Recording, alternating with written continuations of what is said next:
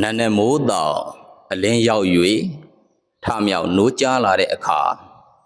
ပွားများတဲ့ဘာဝနာ၄မျိုးရှိပါတယ်။နံပါတ်1အာလုံးတတ္တဝါဘေးရန်ကွာချမ်းသာကိုယ်စိတ်မြဲပါစေလို့မေတ္တာဘာဝနာပွားလိုက်ပါ။နံပါတ်2ငါဤခန္ဓာယွန်ဖွဲရာဧကံဖြစ်တော်သည်လို့အတုပဘာဝနာလည်းပွားလိုက်ပါ။နံပါတ်3ငါသည်တနေ့သေမိနေ့မလွဲကြုံရမည်လို့မရဏနုတ္တိဘာဝနာလည်းပွားများလိုက်ပါ။နံပါတ်4ငါဤခန္ဓာ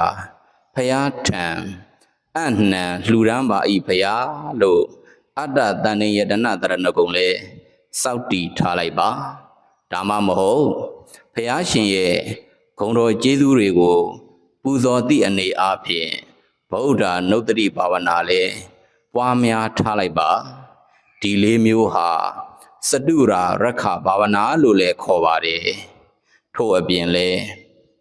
ညစဉ်အိပ်စေအိယာအထက်မှာနဖူးပေါ်လက်တင်ပြီး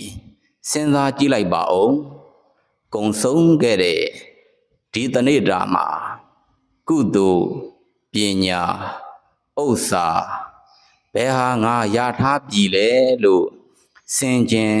တွေးတောမှုသည်အာယုံကောင်းအောင်နမိတ်ကောင်းအောင်မွေးမြူလိုက်ရှင်ပါပဲ